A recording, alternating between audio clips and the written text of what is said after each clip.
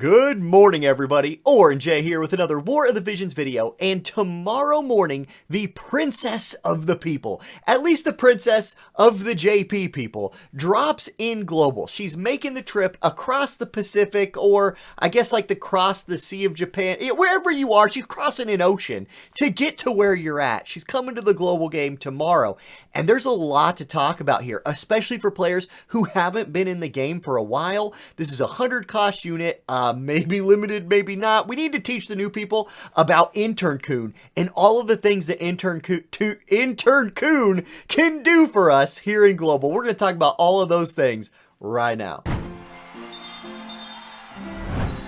Please watch over me always.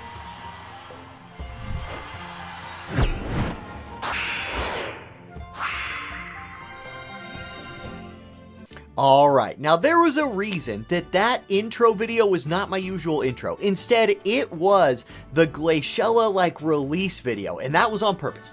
Because part one of this video is about Intern-Kun, him/herself, like the legendary global figure, Intern-Kun, who strikes again this week and has apparently taken the guise of multiple different customer service representatives in Gumi or Square or whoever, when we send those tickets to, gets us responded. Because one of the big things to talk about with Princess of the People Glaciela here is she a limited unit or not?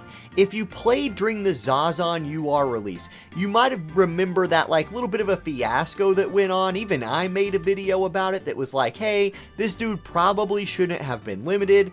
In JP, their special unit wasn't limited, and this is their special unit. Now, we submitted customer support tickets, through the client being like, hey, look, is Glaciela here going to be limited like Zazaan or not? And once again, Intern-Kun does not let us down.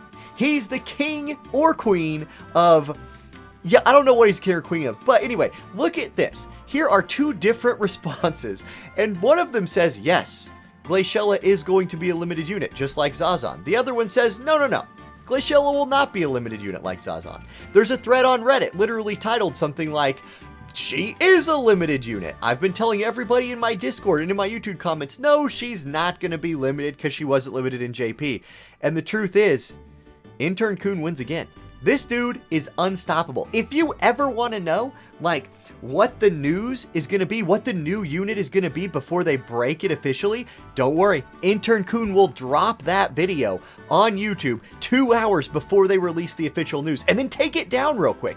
But don't worry, Intern-Kun can only be topped by Internet-Chan, and Internet-Chan has plenty of people who apparently just watch official YouTube channels like Hawks for those fresh drops, and Internet-Chan always then leaks the video to global. And so that's how we knew that we were getting Glaciela even before the patch notes hit. And yeah, so that's Intern-Kun. If you're new to the game, that's your introduction. He's the often fired intern that works for Gumi or Square that releases videos 2 hours too early, immediately takes them down, loses his job, and has the alias of everyone who works in customer support responding to our tickets. So thank you, Intern-Kun, for this great first segment to this video. Okay, let's go to part two. Alright, now for part two of this video, I think this is going to be especially useful, an especially good conversation for some of the newer folks out there.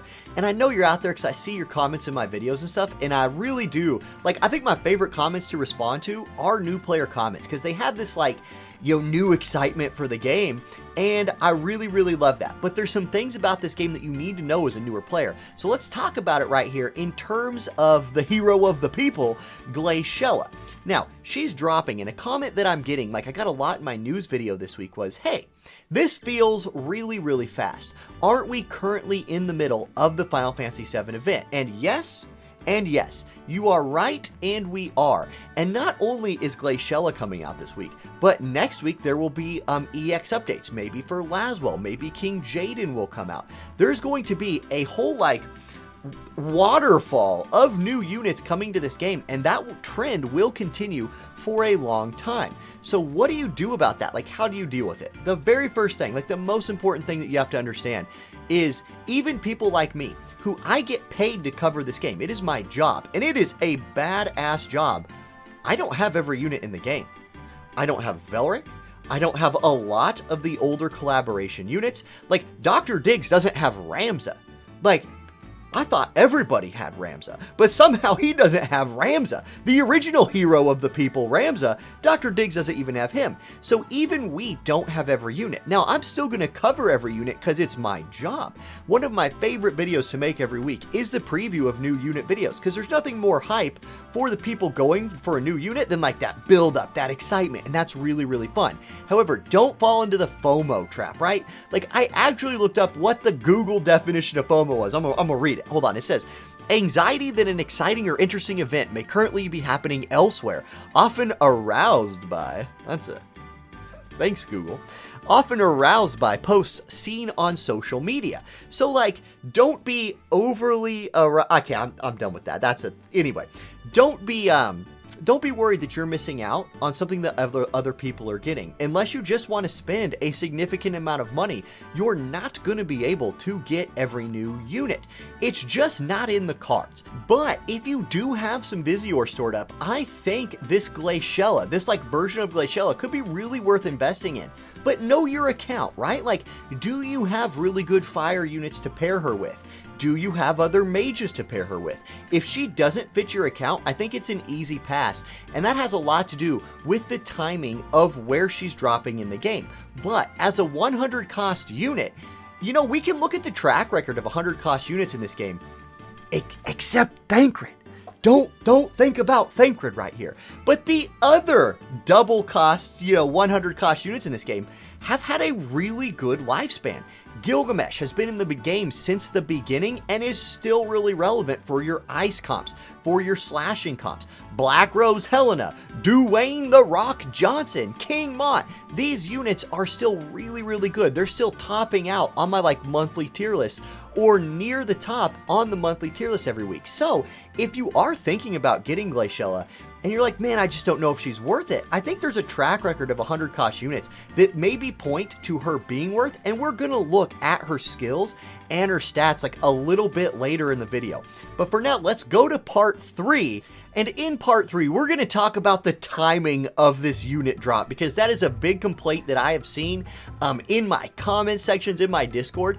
And I do think people have a point here. And I want to bring back the hashtag Stay Strong movement, especially if there's other units you are looking forward to. Like, look, we did not know if we were ever going to get this version of Glaciela.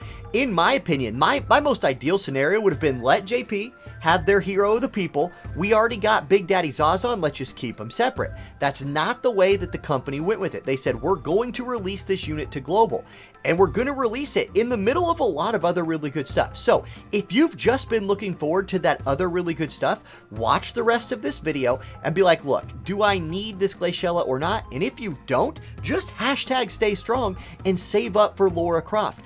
Save up for Oberon, King Jaden, these new awesome units that we know are coming either this month, next month, or a couple months down the line. Remember, there's that new story mode coming out with some really epic looking units in it. You might want to put aside 50, 60k Vizior for that moment. So the timing for this drop is bad. Like, I think a lot of people are going to pass on this very good unit because they don't have a choice, because they need to stay strong for the other units they've been looking forward to. Meanwhile, the people who do get her and max her out, I think are going to get a really, really strong fire mage. Just know your account, know what you're dealing with, and if you like to play Rain and King Mont together, this girl might just be the perfect, third unit for that group, right? If you got the Fire Bros Vision card, it'd be tough not to play this girl plus Rain. I think that's a really strong combo. But speaking of her, let's go ahead, let's look at her stats and her skills. Let's get to a small little unit preview here and see if she's somebody worth pulling. Help you make that decision if you need to stay strong or you want to just, let that Vizior flow. Alright, and we're going to start the actual preview of the unit by looking at her TMR and her master ability, and right away you can see she's worthy of that 100 cost, just based on these two things, I think, because Dress of Wizette, this is really nice. It's a cloth armor, and remember, I typically hate armor TMRs, but this one has 466 HP, which is nice. It has 12 Spirit, which is approaching that level of like an MR crafted armor, with 10 Crit Avoid, and that's kind of, that's okay. But the skill on this is really nice. It has a nice big AoE on it, you can see that on the screen, and it increases the magic by 40% for 3 turns for the allies with that buff, and increases her own magic resistance penetration by 20. Really, really good buff. I like that TMR. And her master ability, yes, it has the HP and fire attack up for fire allies. Really good for Rain, King Mont, etc. It also has AoE resistance for herself. I really like this on all of my non-tanks. AoE resist on any non-tank is a win in my opinion. And skill activation time down by 200. Really important, like getting your skills cast before you die in like a duel or something is a big deal. So I really like her mastery ability and her TMR. Now, let's look at her skills and we'll start with her support abilities. First, her new job has magic attack knowledge. Again, keep in mind, this is all translated from the JP WoTV calc site, so the names of things might change, but let's look at them. Magic attack knowledge is magic attack up 12 and more of that activation time down. She's going to be a really, really quick caster, right? Really quick, and that's awesome. Then it upgrades to Secret of Magic Attack that adds 40 spirit penetration. So already, just by looking at her TMR and this one support ability, you can see she's going to be able to penetrate spirit and penetrate magic resist, if you set her up for that. Then she has March of the Saints from White Mage. This is mostly useless. She has Scholar's Knowledge from Scholar. This is a defense and accuracy buff. Very, very nice. And more skill activation time down from Scholar. So really cool. Now, her counter abilities, not quite as good, but she does have Magic Reflex. This is a 200% chance to just auto dodge any magic attack. Love that. Then she has Regen counter and counter magic. I think you probably run Magic Reflex in most scenarios, unless you're purposely building to not fight mages at all, in which case just run counter magic. Okay. Let's go down to her main job because this is going to be new stuff. We've never seen her, this job in the game before. So what are we looking at? Okay, Passionate Tact. This is 141% damage with a 25% chance to inflict Berserk for 3 turns. So it's very short range, but it's cheap, 13 AP, and can inflict Berserk. That's kind of nuts. Then she has a buff for herself and her allies in a small AoE.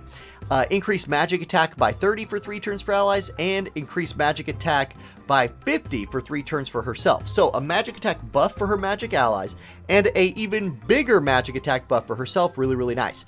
Area Explosion. This gives her spirit penetration by 50 for 1 turn, and does 220% damage, which is big, in a massive AoE. That's really nice. This is a very, very good AoE spell that's going to penetrate like 50 more spirit. You combine that with her, spirit penetration of 40 up here, that's 90.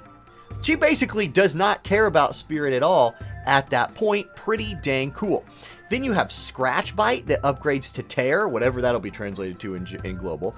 200% damage, a nice range of 5, and increase modifier by 60% if the target has at least one of the following status effects: Sleep, Berserk, Auto Restore, so AP regen from like Bells, or maybe this is just regen. I don't know. I think this might just be Regenerate, like Regen, the White Mage spell, not Bells. Anyway, and then Haste. So if the unit is under any of those effects, they will take 260% damage instead of 200% damage. Really, really powerful hit. That's like potentially one-shotting a lot of units. I really like to see that. Then she has Owl's Impact, 165% damage in kind of a weird line-based AoE. So it's another AoE spell. Then Blue Purge is really interesting. Nice long-range attack, right? 1, 2, 3, 4, 5. Up to 7 range based on the AoE. 220% damage with CT down 25. Really good attack. Like, her main job skill set is very, very nice. Now, let's look at her sub-job main job, because this is also going to be new. Slippery Force, 25% chance to inflict sleep for 3 turns. You're not going to get a lot of use out of that, probably. Triple Bite. This one's really interesting for PvE. In fact, this looks like a big-time PvE sub-job. Triple Bite, 185% damage. It is a 3-hit magical attack from range. Now keep in mind, magic as an attack type does not chain, but the fire element will chain. So if you're doing fire chains with mage units, or like Rain or somebody, is this fire, it will chain the fire part of that. Then she has Roar of the Hungry Wolf, 141% damage in a regular AoE with a decrease of magic resistance by 38% for 3 turns. So another way to penetrate that magic resistance by debuffing it. okay. She has White Mage as a sub-job, but it's not very good.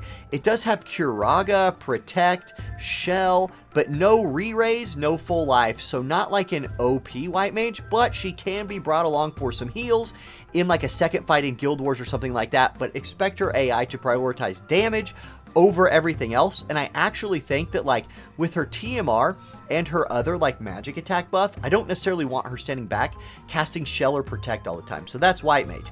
Then she has Scholar, which is another very, very good sub job in my opinion. Let me move this up so you can see it.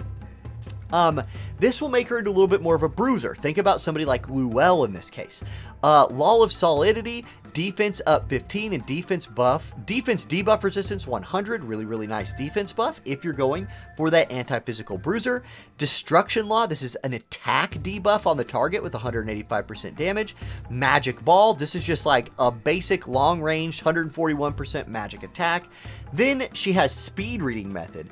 This is 300 restore CT for 1 turn for herself, and another way of very significantly decreasing her skill activation time. So maybe this is one you want to run if you're going for that like 0 casting time version, or at least very close to 0 casting time version of this unit. Then Rockfall Sucking Method. This is such a better name than Law of Geoabsorption like Global has. We should also rename our Law of Geoabsorption to Rockfall Sucking Method. That's phenomenal. Intern-Kun wrote that translation. Anyway, this is 185% damage and a big time AoE that absorbs 30% of the damage done. My Luell gets a lot of play out of that skill. Then her limit break is also very good because it is a 100% decrease to counter ability procking for 3 turns for the target. Has good range, hits it in AoE, you can see that on the screen, and it grants her regen for 3 turns while doing 200% damage. Really, really nice. Being able to turn off things like reflex, things like damage distribution, freaking Yuna Aeon bonding every 5 seconds. That's amazing. Her limit break gives her access to that. That's really nice. And this is AP regen. I'm sorry, I think I just said regular regen. This is AP regen. This is a 58 AP skill cost ability. So getting some AP regen back from that will keep her out of having problems like Moore does, where Moore will go drop her limit break and then can run out of AP pretty dang quick. Okay, one last thing I want to do when talking about this unit is compare her stat-wise to another 100 cost mage that we have in Global. And that mage is obviously Black Rose Helena. Now, they're completely different skill sets, but they both do magic, they both have big AoE attacks, and can both bring some healing. So I said completely different skill sets. They're sort of similar in a few ways, but how is Glaciela going to compare stat-wise to Helena? Because that's what this graphic's about, so let's talk about that. Anyway, HP wise, Helena has a little bit more HP. All of these stats are at 120. Helena's at 3484, while Glaciela's at 3152. However, Glaciela has more magic at 542 to 519 and is faster, 66 agility to 63 agility. That's really, really nice. They're both move 3, jump 1. Helena is bringing 6 spirit to the table, while Glaciela is bringing 8 defense. Now, since Glaciela is a regular element unit, she brings 20 special ice resistance, while she's 10 weak to water. Helena does not get that same bonus to light. She's just weak to light at -10. Attack type resistance wise, they're very, very similar. Both are strong to slash. Helena, though, is stronger. Both are weak to pierce. Both are slightly weak to strike. Both are strong to missile, although Glaciela is stronger. And then both have 20 magic resist, which is really, really nice. Then Glaciela is bringing stun resistance, and then a couple other ones that aren't such a big deal. Whereas Helena is bringing like stop resistance and charm resist. So those are both kind of just whatever. But note that like Glaciela gets that attack time reduction, that skill channeling reduction. That's a big deal. And when you think about somebody like Helena, who likes to cast skills like Black Rose's Hex, if that was an instant cast skill, Helena might just be even more OP than she already is. So there's the comparison. And that's going to do it for this video. So thank you for watching. I tried to take more of a conversational approach to previewing this unit, add a few other things in there, make a little bit more of a, I don't know what I'm going for here. Just following my gut. Let me know if you liked this new format of video. If you found this stuff interesting, please leave a comment and let me know. Hit the like button if you haven't already. If you want to support the channel, and if you need Visior, to pull Glaciela. Please do consider using my Amazon coin affiliate link for all of your Amazon coin needs, or if you're just buying a freaking rocking chair. Nobody buys a rocking chair. If you're buying a Ferrari, please use my Amazon coin affiliate link to buy that Ferrari so I get like some kind of percent of that. That would be awesome. And thank y'all for supporting the channel, watching all my videos. All right, I'm out. See you next time. Peace.